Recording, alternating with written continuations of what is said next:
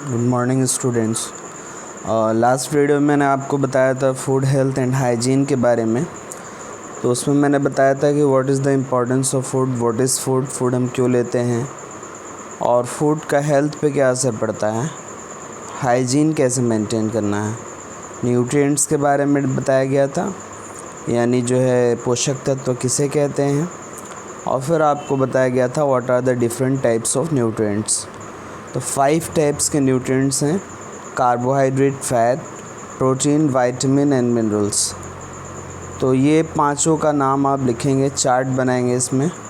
Sources of protein nutrients लिखेंगे, मान लीजिए कार्बोहाइड्रेट्स के क्या सोर्स हैं, फिर प्रोटीन्स के बारे में बताया गया, फिर विटामिन्स एंड मिनरल्स के बारे में बताया गया।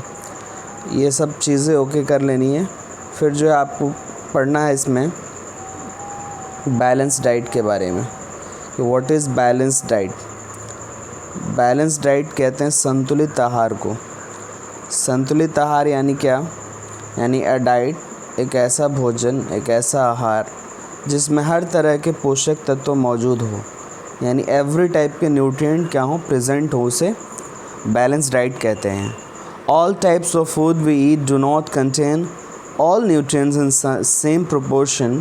Some have more carbohydrates which have more vitamins while some have, यानी जितने प्रकार के खाना हम खाते हैं उसमें मतलब बराबर प्रोपोर्शन में न्यूट्रिएंट्स नहीं होते हैं। किसी में कार्बोहाइड्रेट ज़्यादा होते हैं, किसी में विटामिन ज़्यादा होते हैं। तो eating food of same kind of nutrient is not good for our health. तो इसीलिए एक प्रकार का खाना खाना हमारे स्वास्थ्य के लिए बेहतर और अच्छा नहीं है। तो we should take a balance diet. A balance diet has all nutrients in the correct proportion. तो इसीलिए हमें क्या करना चाहिए कि बैलेंस डाइट लेना चाहिए, संतुलित आहार लेना चाहिए, क्योंकि संतुलित आहार में क्या होता है कि हर न्यूट्रिएंट जो है, सारे पोषक तत्व बराबर के प्रोपोर्शन में मौजूद रहते हैं। ठीक है, तो the food pyramid tells us what we should eat to make our diet balanced and healthy. तो ये फूड पिरामिड आपको बता रहा है कि हमें क्या खाना चाहिए जिससे हम हेल्दी रह सकते हैं। तो आप देख सकते हैं यहाँ पे सबसे ज़्यादा यानी मैक्सिमम हमें ब्रेड, अनाज, बार्ली, ये सब चीज़ें हैं खाने के लिए। फिर क्या है, उससे कम हम फ़िश, चिकन, एग, है ना, और ये सारी चीज़ें हैं। फिर मिल्क और ये है। फिर फ्रूट्स और वेजिटेबल्स है। चॉकलेट्स बहुत ही कम खाना चाहिए। तो ये सब चीज़ें जो है ये पिरामिड से आपको दिखाई गई हैं। तो different colour strip show different food groups. Bread, rice, wheat and corn are eat in maximum quantity. मतलब रोटी यानी जो है आप ब्रेड देखें, और चावल, गेहूँ, भुट्टा, ये सब ज़्यादा क्वांटिटी में खाना चाहिए। Milk and other milk products and meat are eaten in plenty. ये भी जो है उससे कम यानी ज़्यादा ही खाना चाहिए, लेकिन राइस, व्हीट से कम। Fruits and vegetables are eaten daily. कुछ फ्रूट्स और वेजिटेबल्स तो रोज़ खाना ही चाहिए। और fats, oil and sugar are eaten sparingly, यानी बहुत ही कम जो है फैट या ऑयल वगैरह लेना चाहिए। Exercise and rest. Beside a balanced diet, our body also needs regular exercise and rest to be healthy. यानी बैलेंस डाइट के अलावा सिर्फ बैलेंस डाइट लेने से ही हमारा स्वास्थ्य सही नहीं रहेगा, लेकिन हमें क्या करना होगा कि हमें रेगुलर व्यायाम, एक्सरसाइजेस करने होंगे, और हमें हमारे शरीर को रेस्ट भी देना होगा। Exercise makes our bones and muscles strong. Exercise से हमारे बोन्स यानी हड्डियाँ और मांस मजबूत बनते हैं। Exercise increases the flow of blood. Exercise से हमारे बॉडी के अंदर खून का बहाव तेज़ होता है। Exercise increases the supply of oxygen to our body. यानी एक्सरसाइज से, व्यायाम से हमारे शरीर में ऑक्सीजन की सप्लाई ज़्यादा होती है। After exercise we sweat that helps our body to get rid of waste materials। और एक्सरसाइज करने से हम स्वेटिंग भी करते हैं, पसीना भी हमें ज़्यादा आता है, जिसके कारण जो है हमारे बॉडी के जो भी वेस्ट मटेरियल हैं वो बाहर निकलते हैं। अब बात करते हैं exercise also increases the efficiency of our heart and improve circulation of blood. Exercises से हमारे हार्ट की एफिशिएंसी यानी दिल हमारा सही रहता है और हमारे बॉडी के अंदर ब्लड सर्कुलेशन अच्छा रहता है. Rest is also necessary for well being of our health. We should sleep at least 7 or 8 hours daily. Rest भी हमारे शरीर के लिए बहुत ज़्यादा ज़रूरी है. हमें 7 से लेके 8 घंटे तक हर रोज़ाना सोना चाहिए. Disease, an abnormal condition that affects the functioning of our body is called a disease. Disease का डेफिनेशन क्या है?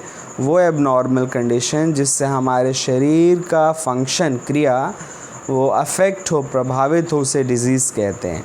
An abnormal condition that affects the functioning of our body is called a disease.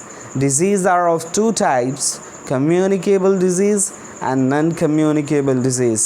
Disease कितने तरह की होती हैं? बीमारियां 2 प्रकार की होती हैं. एक कम्युनिकेबल यानी वैसी डिज़ीज़ जो एक इंसान से दूसरे इंसान तक आसानी से स्प्रेड कर जाए, फैल जाए, पहुंच जाए, उसे कम्युनिकेबल डिज़ीज़ कहते हैं. और जो नहीं फैले, जो एक इंसान तक ही सीमित रहे, उसे नॉन कम्युनिकेबल डिज़ीज़ कहते हैं. तो अभी जैसे कोरोना वायरस डिज़ीज़ है तो आप क्या कहेंगे उसको? It is a communicable disease. तो some diseases can spread from one person to another. This disease are called communicable disease. यानी वो बीमारी जो एक इंसान से दूसरे व्यक्ति तक पहुंच जाती है तो उस बीमारी को ही कम्युनिकेबल डिज़ीज़ कहते हैं. These diseases are spread by tiny organisms called germs. They are different types of germs.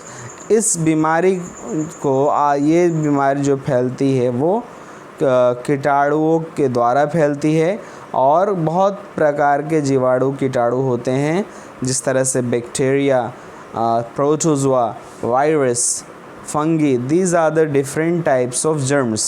तो bacteria can cause disease like typhoid, tuberculosis और cholera and plague. Bacterial disease से क्या होता है? टाइफाइड बुखार बीमारी, टीबी हो जाता है, खांसने की बीमारी, कॉलेरा एंड प्लेग फैलता है. Protozoa can cause disease like malaria and dysentery. Protozoal disease से यानी प्रोटोजोआ एक ऐसा जर्म है जिससे मलेरिया होता है.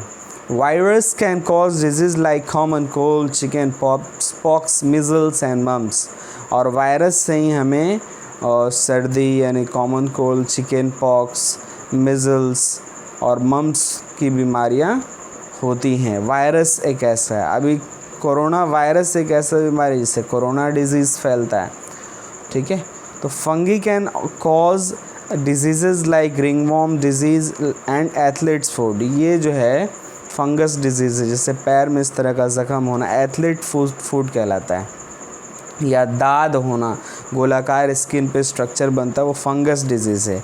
Non communicable disease do not pass from one person to another. For example, किसी को हार्ट की प्रॉब्लम है तो वो आप में ट्रांसफ़र नहीं हो सकती है. That is non communicable disease. किसी को डायबिटीज़ है, आपके दादा दादी घर में जो बूढ़े होते हैं अक्सर उनको डायबिटीज़ का प्रॉब्लम होता है, शुगर की बीमारी होती है, तो वो ट्रांसफ़र नहीं हो सकती एक दूसरे से, तो वो जो है वो नॉन कम्युनिकेबल डिजीज़ है. इसी तरह से फेलियर ऑफ किडनी, किसी का किडनी ख़राब है तो आप उसके टच में रहेंगे तो आपकी किडनी ख़राब नहीं होगी. और इसी तरह से डेफिशिएंसी डिजीज़ है. तो ये कुछ ऐसी बीमारियां हैं जो नॉन कम्युनिकेबल डिजीज़ हैं, जो आसानी से एक दूसरे को नहीं फैलती हैं और कोई फैक्टर भी नहीं होता है कि इस तरह से हो. तो अब एक और टॉपिक इसको एंड करते हैं कि how do communicable disease spread. आखिर ये कैसे फैलता है, इसको आज हम समझाते हैं, कल पढ़ाएंगे. तो कम्युनिकेबल डिजीज़ फैलने के लिए जैसे आजकल बताया जाता है एक दूसरे से हाथ ना मिलाए, संपर्क में ना रहें, है ना. तो इस तरह से जो है डिस्टेंस बना के रहें. तो एयर से, फूड से या एक दूसरे का पानी हम अनजान व्यक्तियों का ना पिएं. ठीक है ना. तो इस तरह से डायरेक्ट या इनडायरेक्ट कॉन्टैक्ट से हम जो है ये डिजीज़ेस फैलती हैं. इसके बारे में अब कल जो है वीडियो में आपको समझाया जाएगा. तब तक thank you and have a nice day.